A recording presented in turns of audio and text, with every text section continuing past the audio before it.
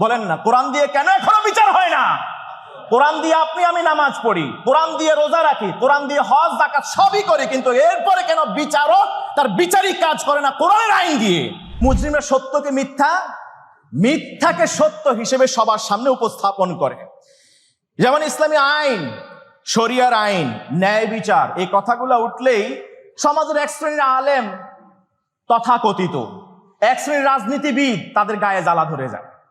দেশে রাষ্ট্রীয় আইনে শরিয়া প্রয়োগ করা যাবে না, কোরআন দিয়ে সংবিধান বানিয়ে এটাকে দিয়ে রাষ্ট্র চালানো যাবে না, শরিয়া আইন বাস্তবায়ন করা যাবে না। এটা কিন্তু 92% মুসলমানদের দেশের এই বুলি। তারা এমন ভাবে আল্লাহর দরবারে হাজিরা দিবে, সূর্য যখন মাথার উপরে চলে আসবে, জমিন যখন তামা হয়ে যাবে, যখন পিপাসায় ছাতি ফেটে যাবে, পিপাসার্ত কাতর থাকবে, ক্ষুধার তাড়নায় তারা যখন দিক বিদিক হয়ে ছুটতে থাকবে, ভয়াবহতার দৃশ্যগুলি দেখার পরে এই মুজরিমদের চোখগুলি নীল বর্ণ ধারণ করবে। সবাই যখন নিজেদের স্ব আমলনামা স্বচক্ষে দেখবে, তারা বুঝতে পারবে তাদের গন্তব্য কোথায়, গত্যন্তর কোথায়, ডেস্টিনেশন কোথায়, জান্নাতে যাবে নাকি জাহান্নামে যাবে। মুজরিমরা যখন বুঝতে পারবে যে না, তাদের আর বাঁচার কোনো পথ অবশিষ্ট নাই। আপনার কাছে একটাই অনুরোধ, রিকোয়েস্ট রাখছি, হাসরের ময়দানে ও আমাদের রব, ফারজিউনা, আমাদেরকে আবার পৃথিবীতে পাঠাইয়া দেন, না'মাল সালিহা, আমরা আবার সৎ কাজ করে ফিরে আসবো, আপনার দরবারে দাঁড়াবো। ইন্না মুকিনুন, এবার সত্যই দৃঢ় প্রত্যয়ের সাথে বলছি, এবারে ফিরে গেলে আপনার আর জীবনে অবাধ্যতা করব না, কোনো আদেশ অমান্য করব না, কোনো নামাজ ছেড়ে দেব না, কোনো রোজা ছেড়ে দেব না, হজ যাকাত সামর্থ্য থাকলে অনাদায়ী রেখে আমরা আবার ফিরে আসব না। হাসরের ময়দানে মানুষগুলি দুভাগে বিভক্ত হয়ে উঠবেন। প্রথমত সবাই একসাথে মিলেমিশে থাকবার চেষ্টা করবেন, বিশেষ করে পাপিষ্ঠ মুজরিম যারা, তারা ঈমানদারদের ভেতরে ঢুকে থাকার চেষ্টা করবেন। তো আল্লাহ সুবহানাহু ওয়া তাআলা সেই দিন বলবেন, ওয়ামতাজুল ইয়াউমা আইয়ুহাল মুজরিমুন, ও হে মুজরিম, তোমরা মুমিনদের থেকে আলাদা হয়ে যাও, একসাথে মিলেমিশে থাকার কোনো সুযোগ আজকের এই হাসরের ময়দানে তোমাদের হবে না, তোমরা পৃথক বিচ্ছিন্ন হয়ে যাও। সেই দিন কেউ ঈমানদার হয়ে রবের দরবারে হাজিরা দিবে, আর কেউ পাপিষ্ঠ মুজরিম হয়ে হাজিরা দিবে। পাপিষ্ঠদের সাথে আল্লাহ তাআলা কি আচরণ করবেন খোদ হাসরের ময়দানে বিচার শেষ হওয়ার আগ পর্যন্ত মহাগ্রন্থ আল কোরআনের আলোকে শুরুতেই আমরা সেই মুজরিমদের করুণ দৃশ্যের অবতারণা করব কোরআনের আয়নায় ইনশাআল্লাহ তাআলা। আমরা জানবো হাসরের ময়দানে কিয়ামত সংগঠিত হওয়ার পর থেকে জাহান্নামে যাওয়া পর্যন্ত মুজরিমদের সাথে কি আচরণ করা হয়। এরপরে ইনশাআল্লাহ তাআলা জাহান্নামে তাদের শাস্তির, ভয়াবহ শাস্তির একেবারে খুবই সংক্ষিপ্ত একটা বর্ণনা দিয়ে, মুজরিম বলতে কারা তাদেরকে আল্লাহ তাআলা বলেছেন, ইউরাফুল মুজরিমুনা বিসীমাহুম, মুজরিমদেরকে চেনা যাবে তাদের লেবেল দিয়ে, তাদের কিছু চিহ্ন দিয়ে মুজরিমকে চেনা যাবে। আল্লাহ তাআলা কোরআনে মুজরিম শব্দটি বহুবার ব্যবহার করেছেন, কিন্তু মুজরিম কারা, আমাদের মাঝে কেউ মুজরিম আছে কিনা, অর্থাৎ এমন কিছু নিদর্শন আল্লাহ তাআলা মুজরিমদেরকে চেনার জন্য তিনি ডিটেক্ট করেছেন, পরিচয় তুলে ধরেছেন। সেই নিদর্শনগুলি আমাদের চরিত্রে আছে কিনা সেটাও আমরা আজকে ইনশাআল্লাহ তাআলা জুমার আলোচনার শেষের দিকে খতিয়ে দেখবার চেষ্টা করব। সিংহায় ফু দেয়া হবে তৃতীয়বারের মতো। আল্লাহ তাআলা সূরা তাহার 102 নম্বর আয়াতে বললেন, ইয়াউমা ইউনফাখু ফিস-সূর, সেই দিন সিংহায় ফু দেওয়া হবে। ওয়া নাহশুরুল মুজরিমিনা ইয়াউমাইযিন যুরকা, সেই দিন আমি মুজরিমদেরকে হাসরের ময়দানে সমাবেত করব, তাদেরকে আমি জমায়েত করব। তারা এমন ভাবে আল্লাহর দরবারে হাজিরা দিবে, সূর্য যখন মাথার উপরে চলে আসবে, জমিন যখন তামা হয়ে যাবে, যখন পিপাসায় ছাতি ফেটে যাবে, পিপাসার্ত কাতর থাকবে, ক্ষুধার তাড়নায় তারা যখন দিক বিদিক হয়ে ছুটতে থাকবে, ভয়াবহতার দৃশ্যগুলি দেখার পরে এই মুজরিমদের চোখগুলি নীল বর্ণ ধারণ করবে। ওয়া নাহশুরুল মুজরিমিনা ইয়াউমাইদিন যুরকা, তারা তাদের চোখে ওই সময় ধোঁয়াশা দেখবে, চোখ কাজ করবে না।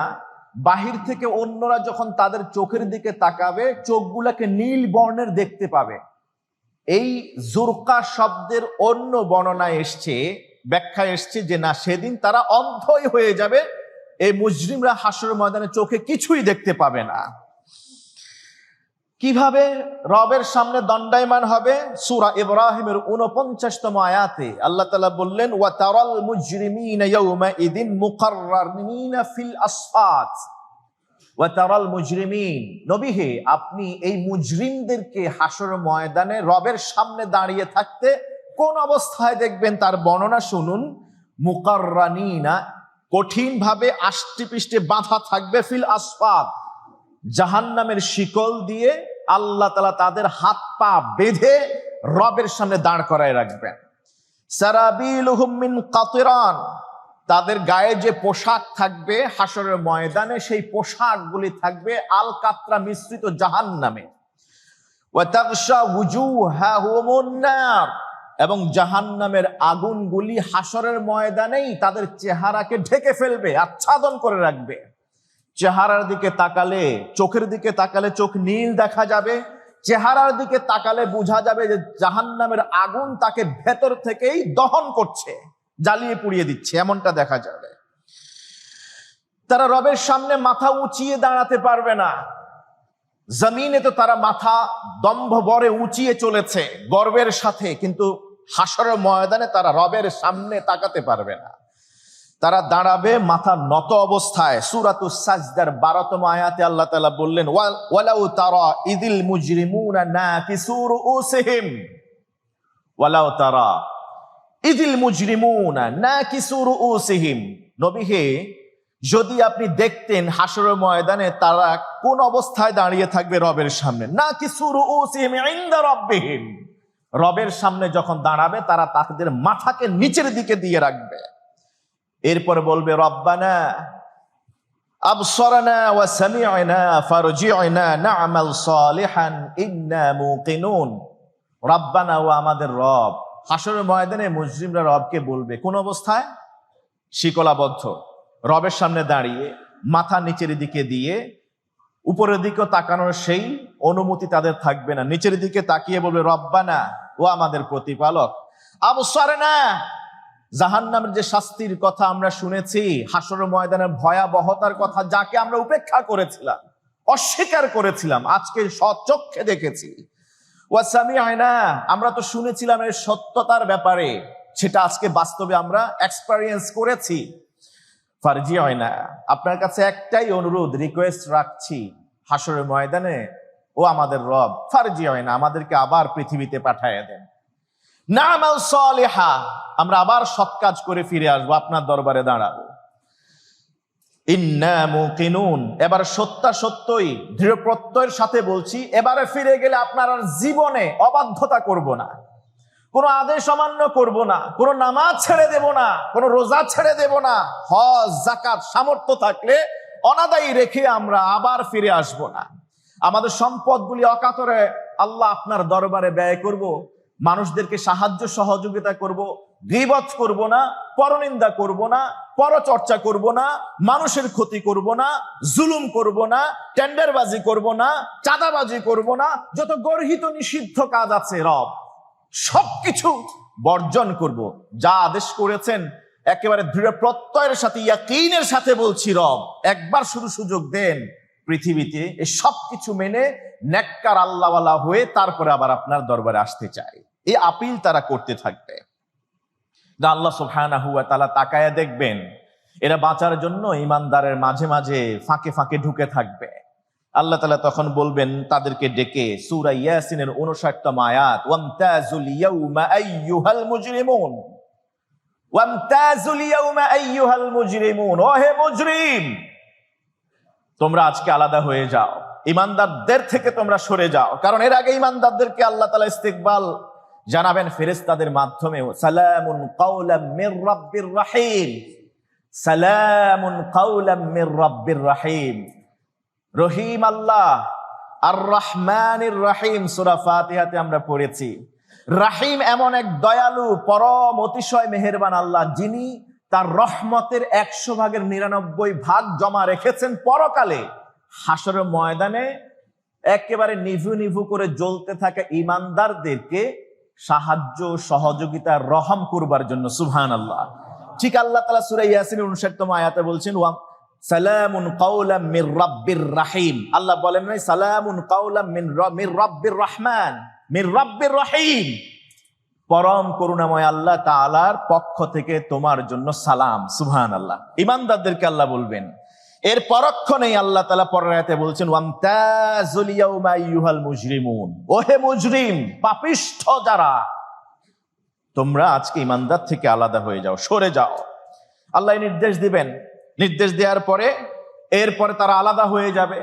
আলাদা হয়ে গেলে এবার তাদের সামনে কিতাব আমলনামা উপস্থাপন করা হবে। সূরা কাহাফের 49তম আয়াতে আল্লাহ তাআলা সেই দৃশ্যের অবতারণা করেছেন। ওয়া ওয়াদিআল কিতাব, তাদের সামনে আমলনামা পেশ করা হবে। ফাতারাল মুজরিমিনা মুশফিকিনা মিম্মা ফিহি।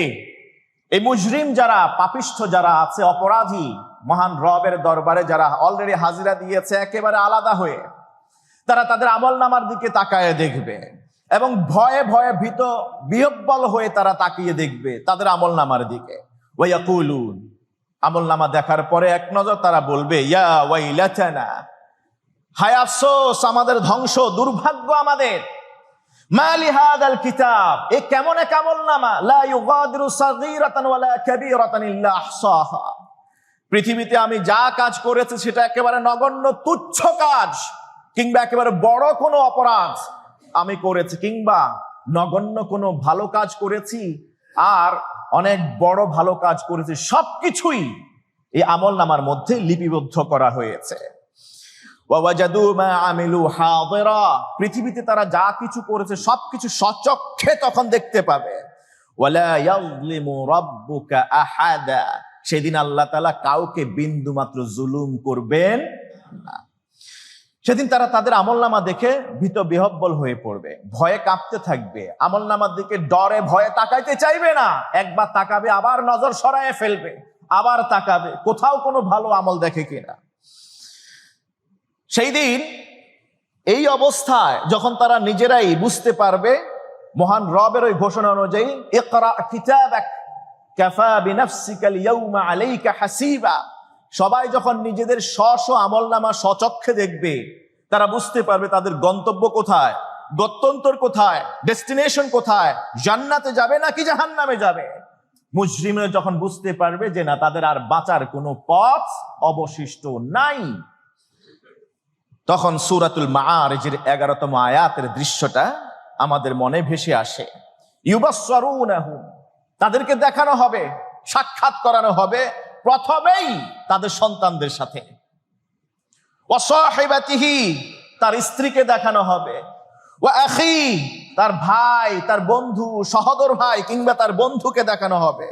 ওয়া ফাসিলাতিহি আল্লাতী তুউবি, তার অধীনে আশ্রয়ে যেই সব মানুষ, জ্ঞাতি গোষ্ঠী লালিত পালিত হয়েছে, তার শ্রমিক, তার কর্মচারী, তার অনুগামী যে মানুষগুলি ছিল, তাদেরকে দেখানো হবে এক এক করে। ওয়ামান ফিল আরদি জামিআ, হাসর ময়দানে গত হওয়া পৃথিবী থেকে তার সমসাময়িক যুগের সব মানুষকে তাকে দেখানো হবে।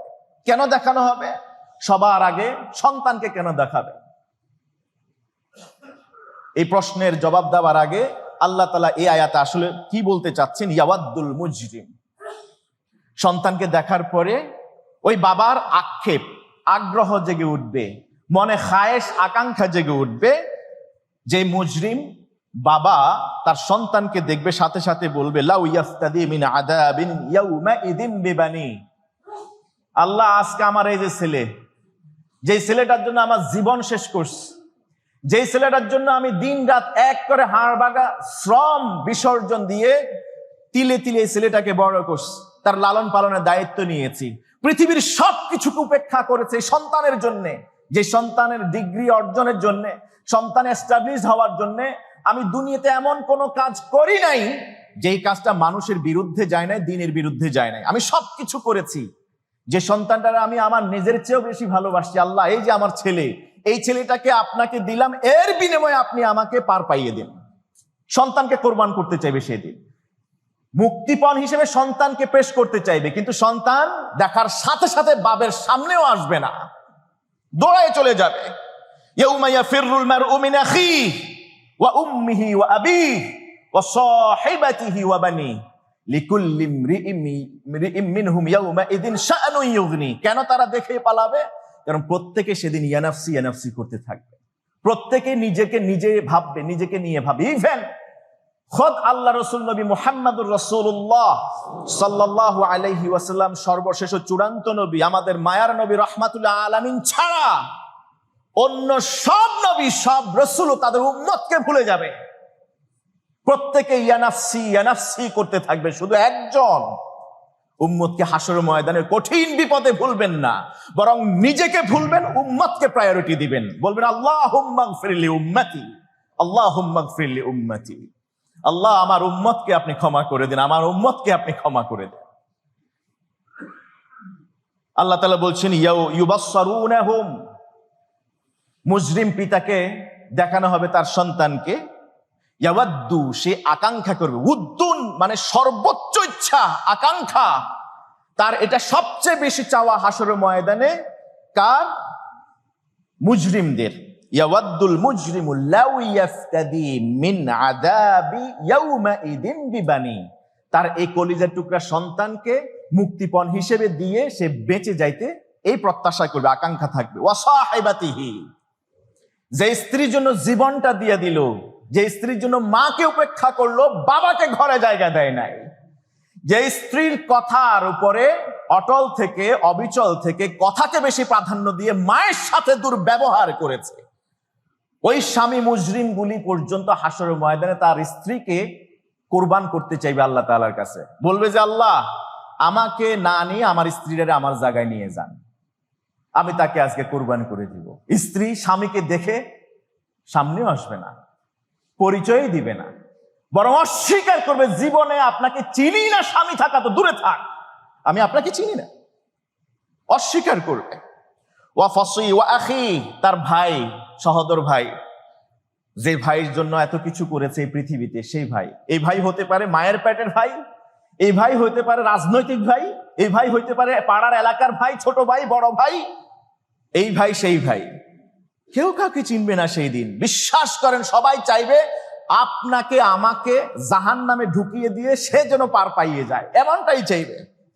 ওয়া ফাসিলাতিহি আল্লাতী তুবি, তার আশ্রয়ে থাকা, ওই যে অনেক সময় তো গডফাদাররা, কিংয়েরা অনেক সময় তাদের কিছু ট্রুপস পালে না, তাদের ছত্র ছায়ায় থাকে, ঠিক সেম কথা আল্লাহ বললেন, ওয়া ফাসিলাতিহি আল্লাতী তুবি, এমন জ্ঞাতি গোষ্ঠী যাদেরকে সে আশ্রয় দিয়েছে, যার নির্দেশে মানুষগুলি চলতো, গোপন কাজগুলি করত, সেই দিন তারা তাদেরকে পর্যন্ত মুক্তিপণ হিসেবে দিয়ে বেঁচে যাবার আকাঙ্ক্ষা ব্যক্ত করবে। ওয়ামান ফিল আরদি জামিয়া, এক এক করে সবাই উপেক্ষা করবে এবং সবার কাছেই যাবে। পৃথিবীর সব মানুষকে দিয়েও সে বেঁচে যাইতে চাইবে, পারবে কি? কাল্লা, মহান রব বলেন কাল্লা, কশিন কালেও না, কারণ আমার রব তো এমন রব, ওয়ালা তাজিরু ওয়াজিরাতুন উযরা উখরা, একজনের পাপের বোঝা মহান রব অন্যের ঘাড়ের উপরে দেবেন না, দেবেন না। কাল্লা ইন্নাহা লাযা, যখন দেখবে যে না কোনো কিছু দিয়ে বাঁচার কোনো সুযোগ নেই, আল্লাহ বললেন কোনো পরিত্রাণ নাই সেদিন, ইন্নাহা লাযা, দাউ দাউ করে আগুন সে তার চোখে দেখতে পাবে। নাযাআতাল লিশাওয়া, ওই আগুনের প্রভাবে, প্রকোপে, তাপে সেদিন শরীর থেকে চামড়াগুলি আলাদা হয়ে যাবে। এটা হাসরের ময়দানের চিত্র, জাহান্নাম তারও পরে, চামড়াগুলি আলাদা হয়ে যাবে। সূরাতুল মাআরিজ 11তম আয়াত। ফেরেশতাদেরকে দেখবে, সেই হাসরের ময়দানের শৃঙ্খলায় রত থাকা ফেরেশতারা, বিশেষ করে জাহান্নামের দ্বাররক্ষীকে দেখবে, রহমতের ফেরেশতাদেরকেও সেদিন দেখবে। দেখার পরে ফেরেশতাদের কাছে সেদিন রবকে বাদ দিয়ে, রবের দিকে তো তাকাতেই পারছে না, এতক্ষণ পর্যন্ত রবকে দোয়া করেছে, চেয়েছে মাটির দিকে তাকিয়ে, জমিনের দিকে তাকিয়ে, রব তো জবাব দেন না, রব কোনো জবাব প্রত্যুত্তর দেবেন না। এবার মুজরিমরা ফেরেশতাদেরকে টহলরত অবস্থায় দেখবে, যারা লাইনচ্যুত হয়ে যাবে, যারা এদিক সেদিক দৌড়াদৌড়ি করতেই থাকবে, যারা নড়াচড়া করতে থাকবে, তাদেরকেই সেখানে শাস্তির আওতায় নিয়ে আসবার জন্য শৃঙ্খলায় রত সেই শৃঙ্খলা রক্ষী বাহিনী ফেরেশতারা সেখানে থাকবেন। ফেরেশতাদেরকে দেখে তারা বলবে, ইয়াউমা ইয়ারাউনাল মালাইকাতা লা বুশরা ইয়াউমাইযিল লিল মুজরিমিন। ইয়াউমা ইয়ারাউনাল মালাইকা, সেই দিন মুজরিমরা ফেরেশতাদেরকে দেখতে পাবে। ওয়া ইয়াকুলুন, ফেরেশতাদেরকে তারা বলবে পরিত্রাণ দেওয়ার জন্য, নিষ্কৃতি দেওয়ার জন্য, বাঁচিয়ে দেওয়ার জন্য তাদের কাছে ভায়া হয়ে আল্লাহর কাছে চাইবে। ফেরেশতারা বলবেন হিজরাম মাহজুরা। ফেরেশতারা জবাবে বলবেন ওয়া ইয়াকুলুনা হিজরাম মাহজুরা। সূরা ফুরকানের 22তম আয়াত থেকে বলছে, সেদিন ফেরেশতারা বলবে আজকে তোমাদের সব পথ বন্ধ হয়ে গেছে, হিজরাম মাহজুরা, তোমাদের কোনো রাস্তা নাই বাঁচার। আজকে মহান রবের পাকড়াও থেকে বাঁচার কোনো সুযোগ নাই। এই কথা বলার পরে তারা দেখবে আগুনের গোলা আসছে তাদের দিকে। সূরা কাহাফের 53তম আয়াত, ওয়ারাআল মুজরিমুনা আন-নার। হাশরের ময়দানে এখনো ফয়সালা কিন্তু হয় নাই। এই মুজরিম পাপিষ্ঠরা সেই দিন জাহান্নামের আগুন দেখতে পাবে। ফাযান্নু আন্নাহুম ওয়াকিউহা, তারা মনে করবে যে এই বুঝি আগুনে ঝাঁপ দিয়ে পড়ে যাচ্ছে, নিজেকে তো রক্ষা করতে পারছি না। এর তাফসিরে মুফাসসিরিনে কেরাম বলেন এটা কেমন, কেউ যখন আগুনের একেবারে গোলার কাছে চলে যায় মনে হয় যেন আগুন তাকে টেনে নিয়ে যাচ্ছে। সে অনেক দূরে আছে, তারপরে মনে হয় যেন সে আগুনে পড়ে যাচ্ছে। কিংবা অনেক উপরে কোথাও অবস্থান করেছে, নিচের দিকে তাকায় দেখে অনেক গর্ত গভীর, কিন্তু সে সেফ জোনে আছে, এরপরে মনে হয় যেন কিসে তাকে টানছে নিচের দিকে। ঠিক এখনো তো হাশরের ময়দানে জাহান্নামের পুলসেরাত তার উপর দিয়ে সেই রাস্তায় পারে হয় নাই, ওখানে পাড়াই দেয় নাই, হিসাবে তো এখনো হয় নাই, কিন্তু সেদিন দেখবে অবস্থা এমন। ওয়ারা আল মুজরিমুন আন-নার, হাশরের ময়দানে এই পাপিষ্ঠ অপরাধীরা জাহান্নামের আগুন দেখতে পাবে। ফাযান্নু আন্নাহুম ওয়াকিউহা, এটা কেন যেন এই জাহান্নামের আগুন তাদেরকে টানছে আর তারা পড়ে যাচ্ছে, একেবারে খাদের কিনারে চলে আসছে এমন। ওয়ালাম ইয়াজিদু আনহা মাসরিফা, ওই জাহান্নাম থেকে বাঁচার জন্য, আগুনে পড়ে যাওয়া থেকে বাঁচার জন্য যতই সরতে চাইবে সেই দিন সরার কোনো সুযোগ, প্রতিটা মুহূর্তেই ওই আশঙ্কায় থাকবে না জানি জাহান্নামে পড়ে গেলাম, সব ভস্মীভূত হয়ে যাবে, একেবারে অঙ্গার হয়ে যাবে। এই সব অবস্থা যখন বিরাজ করবে তখন দেখা দিবে প্রচন্ড তৃষ্ণা। এই পাপিষ্ঠরা হাশরের ময়দানে সেই তৃষ্ণা যখন দেখাবে দিবে তখন তাদের কি অবস্থা হবে দেখেন। সূরা মারিয়ামের ৮৬তম আয়াতে আল্লাহ তাআলা ওই দৃশ্যের কথাও তুলে ধরেছে। ওয়া নাসুকুল মুজরিমিনা ইলা জাহান্নামা ওয়িরদা, যখন প্রচন্ড তৃষ্ণা পিপাসার কারণে মানুষ মরুভূমিতে থাকে, প্রচন্ড পিপাসা পেয়েছে, তখন কি সামনে আসলো, এটা গরম নাকি ঠান্ডা দেখারও সুযোগ নাই, ওই অপেক্ষায় সে করে না, যেটা সামনে পায় তৃষ্ণা নেবার জন্য তাই মুখে দেয়। সে যা পাবে জাহান্নামে উত্তপ্ত করা, লোহার পাতিলে করে উপস্থাপন করা এমন পানি দেওয়া হবে তাকে, কাউকে কাউকে তো রক্ত পুঁজ গরম করে দেওয়া হবে, সে সেটাই মুখে গলাধঃকরণ করবে। তাশফিল বুজুহ, ওই লোহার পাতিল জাহান্নামে উত্তপ্ত করা, ধরুন একটা গ্লাস পান পাত্র, এর মধ্যে রক্ত পুঁজ গরম করা টকবক করে জ্বলছে, ফুটছে, আর পানি গরম উত্তপ্ত, হামিম বলা হয়েছে, উত্তপ্ত পানি দেওয়া হয়েছে। যখনই সেই পেয়ালাটা পান পাত্রটা মুখের সামনে ঠোঁটের সামনে আনবে, ওই পান পাত্রের তাপের কারণে, উষ্ণতার কারণে তার চেহারা পর্যন্ত ঝলসায় যাবে মুহূর্তের মধ্যে। তার প্রথম ঠোঁটটা বড়তে বড়তে মাথার মাঝখান পর্যন্ত চলে যাবে, নিচের ঠোঁটটা ঝরে পড়তে পড়তে তাহতা সুররা, নাভির নিচ পর্যন্ত গিয়ে এরপরে ঝুলতে থাকবে চামড়া।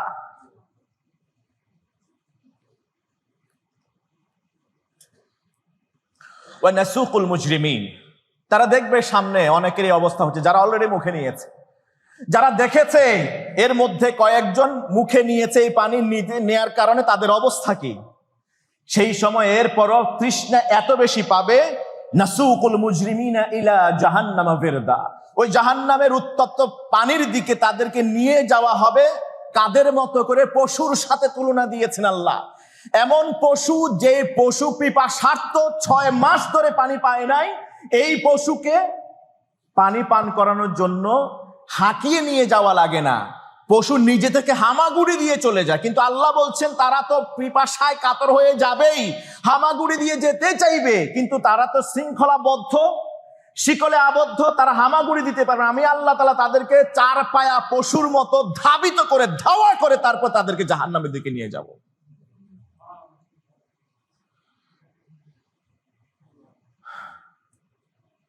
এবার আল্লাহ তাআলা বলছেন, এতক্ষণ যে ও আমার দুনিয়ার মানুষেরা, আমার বান্দারা, তোমরা যে শুনলে মুজরিম মুজরিম মুজরিম, মুজরিম মানে কি? মুজরিমদেরকে কিভাবে চেনা যাবে? এই মুজরিমদেরকে চেনার আলামত কি? তাদেরকে কিভাবে ইমানদার থেকে আলাদা করা হবে? আল্লাহ তাআলা এবার বলছেন সূরাতুর রহমান এর ৪১তম আয়াতে, ইউরাফুল মুজরিমুনা বিসীমাহুম ফায়ুখাযু বিন নওয়াসি ওয়াল আকদাম ফাবিআইয়ি আলাই রাব্বিকুমা তুকাযযিবান ফাবিআইয়ি আলাই রাব্বিকুমা তুকাযযিবান। ও জিন ইনসান, তোমরা কিভাবে মহান রবের কোন কোন নিয়ামতকে তোমরা অস্বীকার করবে? আল্লাহ তাআলা ৪১তম আয়াতে বলছেন ইউরাফুল মুজরিমুন। এই যে মুজরিম, প্রতিটা আয়াতে এতক্ষণ যা বলেছিস প্রত্যেকটা আয়াতে মুজরিম শব্দটা আল্লাহ জুড়ে দিয়েছেন। তাদের শাস্তির কথাই আমরা বলছি। এই মুজরিমদেরকে কিভাবে চেনা হবে? আল্লাহ বলছেন ইউরাফুল মুজরিমুনা বিসীমাহুম। তাদেরকে তাদের লেভেল দেখে চেনা যাবে। আপনি একটা স্কুলে যাবেন, ওই স্কুলের পোশাক দেখে চিনতে পারবেন এটা অমুক স্পেসিফিক স্কুলের স্টুডেন্ট। তারা এটা বিশাল হলে সেখানে জমায়েত হয়েছে। ধরুন ঢাকা শহরের 10টা প্রতিষ্ঠানের স্টুডেন্টদেরকে সেখানে ওই সমাবেশে আহ্বান করা হয়েছে, ডাকা হয়েছে, ইনভাইট করা হয়েছে। 10টা স্কুল থেকে আলাদা আলাদা পোশাক নিয়ে ওখানে স্টুডেন্টরা গিয়েছে। প্রত্যেকে তাদের স্ব গোত্রীয় কিংবা স্ব স্কুলের ছাত্রদেরকে ছাত্রীদেরকে চিনতে পারবে স্ব পোশাকের কারণে, তাদের লেভেলের কারণে। ঠিক তেমনি ভাবে হাসরের ময়দানেও মুজরিমদেরকে তাদের লেভেল, বিশেষ কিছু চিহ্ন থাকবে তাদের। এই চিহ্ন দেখে তাদেরকে চেনা যাবে আসলে তারা কারা, মুজরিম কিনা নাকি ইমানদার। যখন ওই চিহ্ন দেখে ফেরেশতারা বুঝে ফেলবেন যে এটা মুজরিম, এটা পাপী, ফায়ুখায, ধরবে তাদেরকে, পাকড়াও করবে, বিন নওয়াসি, কপালের চুল দিয়ে, চুলের মুষ্টি ধরবে কপালের। চিন্তা করে দেখেন, ফেরেশতা এক হাত দিয়ে কপালের চুল ধরবে, ওয়াল আকদাম, আরেক হাত দিয়ে দুই পায়ের টাকনু ধরবে, দুই পায়ের গোড়ালি ধরবে। এক হাতে ফেরেশতা কপালের উপরে চুল, মাথার চুল ধরবে, আরেক হাত দিয়ে দুই পা ধরবে, পায়ের শেষ অংশ। এবারে কেমন হবে? বস্তা যেরকম ধরে না দুই পাশ দিয়ে, এক হাত দিয়ে মাথা আর এক হাত দিয়ে পা ধরে কোথায় কি করবে? আল্লাহ আমাদেরকে হেফাজত করো, আল্লাহ আমাদেরকে দয়া করো। বস্তা যেরকম জাহান্নামে ফেলে দেয়, বিভিন্ন জায়গায় ফেলানোর জন্য, সহজ করার জন্য এভাবে ধরে, দুই মাথা দিয়ে দুইজন ধরে। সেদিন একজন ফেরেশতা, একজন পাপিষ্ঠ, শরীর তো হবে বিশাল, এক একজনের শরীর হয়ে যাবে এই 3.5 হাত বডি, আর তখন থাকবে না, বিশাল বডি হয়ে যাবে। সিত্তুনা দিরান কামিসলি আবিকুম, তোমাদের পিতা আদম আলাইহিস সালাম যত লম্বা ছিল সেই লম্বা করেই তোমাদের, সেই দেহ দিয়েই, ওই অবয়ব আকৃতি দিয়ে তোমাদেরকে হাসর করানো হবে। ফেরেশতা ধরে বস্তার মতো করে জাহান্নামে ফেলবেন। এবার আল্লাহ তাআলা বলবেন সূরা রহমান এর এক আয়াত পরেই, আগেরটা ছিল 41, এটা হলো 43, হাদিহি জাহান্নামুল্লাতী ইউকাযযিবু বিহাল মুজরিমুন। হাদিহি জাহান্নাম, এটা হলো সেই জাহান্নাম, যে জাহান্নামের ভয়ের কথা, আতঙ্কের কথা, আযাব আর শাস্তির কথা, পাকড়াওয়ের কথা, আগুনের কথা, ঠান্ডার কথা, এখানকার শাস্তির কত বর্ণনা আমি কোরআনে দিয়েছি, আমার নবী বলেছে, তোমরা তো মানতে না। এই জাহান্নামকে উপেক্ষা করতে, অস্বীকার করতে, অবজ্ঞা করতে, অ্যাঙ্কার করতে, ঠাট্টা বিদ্রুপ করতে। হাদিহি জাহান্নাম, এখন বুঝো এটাই হলো সেই জাহান্নাম আল্লাতী ইউকাযযিবু বিহাল মুজরিমুন, তোমরা পাপীরা, মুজরিমরা যে জাহান্নামকে অস্বীকার করতে। এখন বাস্তবে দেখো পেয়েছো কিনা সেটা। আল্লাহ চোখে আঙ্গুল দিয়ে দেখিয়ে দিবেন জাহান্নামে নিক্ষেপ করার পর। ওখান থেকে কি বের হতে পারবে? সূরা যুখরুফের ৭৪তম আয়াতে আল্লাহ তাআলা বলছেন, ইন্নাল মুজরিমিনা ফি আযাবি জাহান্নাম খালিদুন। ইন্নাল মুজরিমিন, এই মুজরিমরা নিঃসন্দেহে ফি আযাবি জাহান্নাম, জাহান্নামের শাস্তির মধ্যে থাকবে, খালিদুন, চিরকাল, এটারনাল। সেখান থেকে আর তারা বের হতে পারবে না, বাঁচার কোনো পথ নাই। জাহান্নাম থেকে যে কিছুদিন থেকে বের হয়ে চলে আসবে, এই মুজরিমরা জাহান্নাম থেকে বের হতে পারবে না। জান্নাতে জীবনে তারা দাখিল হতে পারবে না, কখনো কশ্চিন কালেও পারবে না। আল্লাহ তাআলা সেই উপমায় দিচ্ছেন সূরাতুল আরাফের ৪০তম আয়াতে, ইন্নাল্লাযীনা কাযযাবু বিআয়াতিনা, যারা আমার আয়াতগুলোকে, নিদর্শনগুলোকে, আমার বর্ণনা কোরআন এবং হাদিসে আমার নবীর মাধ্যমে যা কিছু জানিয়েছি, লিতুবাইয়িনা লাহুম মা নুযিলা ইলাইহিম, কোরআনে যা কিছু নাজিল করা হয়েছে আপনি যেটা প্র্যাকটিক্যাল জীবন আদর্শন দিয়ে, হাদিসের মধ্য দিয়ে, সুন্নাহ শিখিয়ে শিখিয়ে তাদেরকে অবহিত করেছিলেন, তারা যেই নিদর্শন বর্ণনাগুলোকে তারা অস্বীকার অবজ্ঞা করেছিল, ওয়াস্তাকবারু আনহা, শুধু তো অস্বীকার করে নাই, কখনো কখনো অধ্যত্বপূর্ণ আচরণ করেছে, প্রদর্শন করেছে, তারা অহংকার করেছে, তারা ঠাট্টা বিদ্রূপ করেছে। লা তুফাত্তাহু লাকুম আবওয়াবুস সামা, আসমানের দরজা, রহমতের দরজা, আবওয়াবুস সামা হলো আবওয়াবুর রহমা, রহমতের দরজাগুলি কখনোই তাদের জন্য খোলা হবে না। ওয়ালা ইয়াদখুলুনাল জান্নাহ, জান্নাতেও কখনো দাখিল হতে পারবে। এবার কঠিন কথা আল্লাহ বলছেন উপমা দিয়ে, হাত্তা ইয়ালিজাল জামালু ফি সাম্মিল খিয়াত, বিশাল দেহের একটা উট একটা সুই নিবে, সুইয়ের পেছনে যেখানে সুতা ঢুকায় সেই ছিদ্র দিয়ে এই বিশাল উটকে ঢুকানো যত সহজ কিংবা যত কঠিন, তার চেয়ে বেশি কঠিন হবে মুজরিমরা জাহান্নাম থেকে বের হয়ে জান্নাতে যাওয়াটা। মুফাসসিরিনে কিরাম সূরাতুল আরাফের ৪০তম আয়াতের এই এক্সাম্পলের ব্যাখ্যা করতে গিয়ে তারা বলেন, এমনও হতে পারে অনেক সময় মানুষ চেষ্টা করে যেখানে যেটা ঢুকে না সেটা সেখানে ঢুকানোর চেষ্টা করে। একটা সুইয়ের পিছনের ছিদ্র দিয়ে যদি কখনো যুক্তির খাতিরে, পরিবেশ পরিস্থিতির কারণে, বিজ্ঞানের সর্বোচ্চ চেষ্টার ফলেও যদি ওই ছিদ্র দিয়ে একটা উটকে ঢুকানো সম্ভব হয়, তারপরও মুজরিমরা হাসরের ময়দানে যে জাহান্নামে তাদেরকে নিক্ষেপ করা হবে, সেই জাহান্নাম থেকে বের হওয়া কঠিন কালেও সম্ভব হবে না। বাঁচার কোনো পথ নাই। বলেন তো দেখি, উট কি কখনো সুইয়ের ছিদ্র দিয়ে ঢুকানো সম্ভব? আরে ভাই, ছিদ্রের চেয়েও তো সূক্ষ্ম চিকন সুতা পর্যন্ত ঢুকাতে অনেক সময় লেগে যায়। বুঝলাম না, এখন এক আবিষ্কার হয়েছে আধুনিক বিজ্ঞান, এমন কিছু যন্ত্র আবিষ্কার করেছে সেখানে আপনি আঙ্গুল দিয়ে ঢুকানো লাগে না, ওই যন্ত্রের ভিতরে দিলে সে নিজে অটোমেটিক্যালি ঢুকায়। বুঝলাম, ধরেও নিলাম সুইয়ের মতো করে যেমনি ভাবে সুতা ঢুকানো সহজ, সুতা না তো, মহান রব তো সুতার কথা বলেন নাই। হাত্তা ইয়ালিজাল জামাল, জামাল হলো এমন এক শব্দ যে শব্দ হৃষ্ট পুষ্ট বয়স্ক পরিণত বয়সে উপনীত হয়েছে এমন উট, যে উটের মধ্যে কোনো খুঁত নেই, সেই উট ওই ছিদ্র, সুইয়ের ছিদ্র দিয়ে ঢুকা সম্ভব?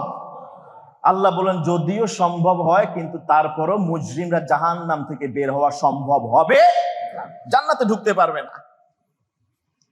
ওয়াকাযালিকা নাজজিল মুজরিমিন, ওয়াকাযালিকা নাজজিল মুজরিমিন, এমনি ভাবে আমি এই মুজরিমদেরকে প্রতিদান দেব, তাদেরকে শাস্তির আওতায় নিয়ে আসব।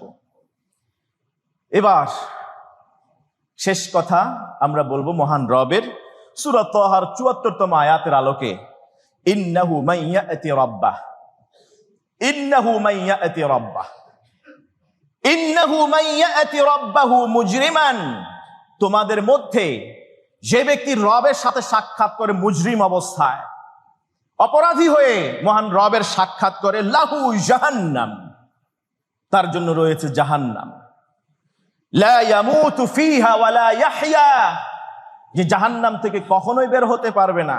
সেখানে কে মরে যাবে? না, মরলে তো শেষই হয়ে যেত, আফসোস থাকতো না। লা ইয়ামুতু ফিহা, সেখানে মরবেও না, ওয়ালা ইয়াহইয়া, বেঁচে থাকার মতো বেঁচে থাকবে না। জীবন আর মরণের সন্ধিক্ষণে থাকবে, রূহটাও যাবে না, আবার সুন্দর একটা জীবনও কখনো পাবে না। আল্লাহ বললেন এই মুজরিমরা কারা, তাদেরকে চেনা হবে কি দিয়ে? বলেন না, ইউরাফুল মুজরিমুনা বিসীমাহুম, যেমন হাসরের ময়দানে নামাজীদেরকে চেনা হবে তাদের সীমা দিয়ে। সীমা মানে হলো তাদের নিদর্শন দিয়ে, আলামত দিয়ে, তাদের ট্যাগ দিয়ে তাদেরকে চেনা হবে। যারা ওযু করেন 5 ওয়াক্ত নামাজের জন্য, ওযুর এই অঙ্গগুলি ঝলঝল করে চলতে থাকবে, সুবহানাল্লাহ, নূর বের হতে থাকবে। জাহান্নামের এই যে চারদিকে আগুনের লেলিহান, সব অঙ্গ খেয়ে ফেললেও এই ওযুর পানি লেগেছে, এই অঙ্গগুলি কখনো জাহান্নামের আগুন স্পর্শ করতে পারবে না। সুবহান। এখন সেই সীমাগুলি কি? এতক্ষণ তো শুনলাম আতঙ্কের কথা, এবার আমরা চেনার চেষ্টা করি সেই নিদর্শনগুলি, চরিত্রগুলি কি কোরআনের আলোকে, কোরআনের আয়নায়। সূরা আরাফ 133তম আয়াতে আল্লাহ তাআলা বললেন মুজরিম কারা? যারা স্পষ্ট নিদর্শন দেখার পরেও সত্যকে অস্বীকার করেছে, অহংকার প্রদর্শন করেছে। তারা হলো ভয়ঙ্কর অহংকারী, মহান রবের আয়াত অস্বীকারী। এটা হলো প্রথম চিহ্ন চেনা মুজরিমদেরকে। যারা ভয়ঙ্কর অহংকারী এবং মহান রবের নিদর্শন বাস্তবে দেখার পরেও অস্বীকার করেছে, তারা হলো মুজরিম, প্রথম শ্রেণীর মুজরিম। ফিরআউন মূসার কাছ থেকে একে একে 9টা বাস্তবিক মুজিজা দেখেছে। আল্লাহ তাআলা বললেন সূরা আরাফ, ফারসালনা আলাইহিমুত তুফান, আল্লাহ তুফান পাঠাইলেন। ওয়াল জারাদ, পঙ্গপাল পাঠালেন। ওয়াল কুম্মাল, উকুন পাঠালেন। ওয়াদ দাফাদি', ব্যাং পাঠালেন। ওয়াদ দাম, প্রবাহিত রক্ত পাঠালেন। আয়াতিন মুফাসসালাত, স্পষ্ট বিস্তারিত নিদর্শন হিসেবে যে রব একজন আছে, তুমি নিজেকে রব দাবি করিও না। মূসা যে দাওয়াত দিচ্ছে সে দাওয়াতকে অস্বীকার আর উপেক্ষা করিও না। ফাস্তাকবারু, অহংকার করলো। ওয়া কানু কওমান মুজরিমিন, এই ফিরআউন এবং তার দলবল তারা মুজরিম, অপরাধী হয়ে গেল রবের কাছে। বাংলাদেশের প্রেক্ষাপটে কোরআনের এই বিধানগুলি, এগুলি সেকেলি, এগুলি পুরাতন, এগুলি চলে না। পর্দার বিধান, সুদ বর্জন, হালাল হারামের সীমারেখা, এই সব কিছু সুস্পষ্ট দলিল থাকা সত্ত্বেও মানুষ আধুনিকতা ও প্রগতির নামে এগুলাকে উপেক্ষা করে। বাস্তবিক সবকিছু দেখছে, দেখার পরেও উপেক্ষা করে। এগুলো হলো ফেরাউনিক চেতনা, ফেরাউনিক চিন্তা ভাবনা। এগুলো ইমানদার যারা দাবি করে মুসলমান তাদের মাঝেও আছে। ফেরাউন যেমনি ভাবে একের পর এক মুজিজা দেখার পরেও মহান রবকে মানে নাই, ঠিক আমাদের দেশে মানুষগুলি একের পর এক মুজিজা, মহান রবের সৈন্য, কোভিড-19 মতো করোনা মহামারীকে দেখার পরেও মানুষ এখনো ঠিক হয় নাই। মুজরিম, অপরাধী মহান রবের দরবারে হাজিরা দিতে হবে অপরাধী হিসেবে। দ্বিতীয় যে আলামত সেটা হলো মাত্রাতিরিক্ত ভোগ প্রবণতা, দুনিয়াবাদী, ভোগ বিলাসী, খালি চাই আর চাই। বাড়ি একটাই হবে না, 360টা লাগবে। হ্যাঁ, 1000, 10,000, 1000 কোটি টাকায় হবে না, লক্ষ লক্ষ হাজার কোটি টাকা লাগবে। লক্ষ কোটি নয়, লক্ষ লক্ষ হাজার কোটি টাকা লাগবে। এই ভোগ বিলাসিতা প্রবণতা যাদের মাঝে আছে, আল্লাহ তাআলা বলেন ওয়া কুলু ওয়া তামাত্তাউ কালিলান ইন্নাকুম মুজরিমুন, কুলু ওয়া তামাত্তাউ কালিলান ইন্নাকুম মুজরিমুন। যারা এই ভোগ বিলাসিতায় আছো, সূরা মুরসালাতের 46তম আয়াত, তোমরাই মুজরিম। তৃতীয়, সমাজে ফিতনা করে বেড়ায় এবং ফিতনাবাজদের গডফাদার আছে না এরকম? একজনের ত্রাসের কারণে সমাজের ওই এলাকার কেউ নিরাপদে থাকতে পারে না। সবসময় মনের রবের কাছে দোয়া করে, আল্লাহ কবে এটা মরে। সামনে আসলে সালাম করে, এই সালাম সম্মানের নয়, ভয়ের আর ত্রাসের। এরকম গডফাদার এলাকায় এলাকায় আছে না? আছে। আল্লাহ তাআলা বলেন সূরা আনামের 123 নম্বর আয়াতে, ওয়া কাযালিকা জাআলনা ফি কুল্লি কারিয়াতিন আকাবিরা মুজরিমিহা। মুজরিমদের আকাবের অর্থাৎ সবচেয়ে বড় অপরাধী, গডফাদার, অপরাধীদের গডফাদার যে অপরাধী, লিয়ামকুরু ফিহা, ওই এলাকায় ত্রাস করে বেড়ায়, ষড়যন্ত্র করে এর বিরুদ্ধে ওর বিরুদ্ধে, এই প্রতিষ্ঠানের বিরুদ্ধে ওই প্রতিষ্ঠান, এই দলের বিরুদ্ধে ওই দলের বিরুদ্ধে, শুধু একের পর এক, একটার পর একটা ষড়যন্ত্র করে চলে। এই মানসিক অভাব আছে? আল্লাহ তাআলা তাদের ব্যাপারে বললেন আকাবিরা মুজরিমিহা, এই গডফাদারদেরও আল্লাহর দরবারে হাজিরা দিতে হবে, তবে তারা সাধারণ মানুষ হিসেবে নয়, ওইখানেও অপরাধীদের গডফাদার হিসেবে আল্লাহর দরবারে হাজিরা দিবে। চতুর্থ যে আলামত, সেটা হলো আল্লাহ তাআলার কোনো নির্দেশনা পাওয়ার পরে সেটাকে মিথ্যা বলা কিংবা মিথ্যা ব্যাখ্যা করা, ভুলভাল বলা, সঠিক না বলে উল্টাপাল্টা বুঝানো। সেটা প্রভাবে হতে পারে ব্যক্তিগত প্রভাব, নিজের স্বার্থ, রাজনৈতিক প্রভাবের কারণে। যদি কেউ এরকম বলে, সত্য না বলে মিথ্যা বলে, ভুলিয়ে ভালিয়ে এদিক সেদিক বুঝায়, ব্যাখ্যা করে, তারাও সেদিন মুজরিম হয়ে আল্লাহর দরবারে ট্রিটেড হবে। সূরা ইউনূসের ১৭তম আয়াতে আল্লাহ বলেন, ফামান আযলামু মিম্মান ইফতারা আলাল্লাহি কাযিবান আও কাযযাবা বিআয়াতি। তার চেয়ে বড় জালেম আর কে হতে পারে যে আল্লাহ তাআলার আয়াতগুলোকে ভুলভাল ব্যাখ্যা করে, মিথ্যা করে তুলে ধরে। ইন্নাহু লা ইউফলিহুল মুজরিমুন, এইরকম মুজরিমরা তারা কখনো সফলকাম হবে না। আমাদের দেশে এই অপরাধটা ঘটে দুই ভাবে।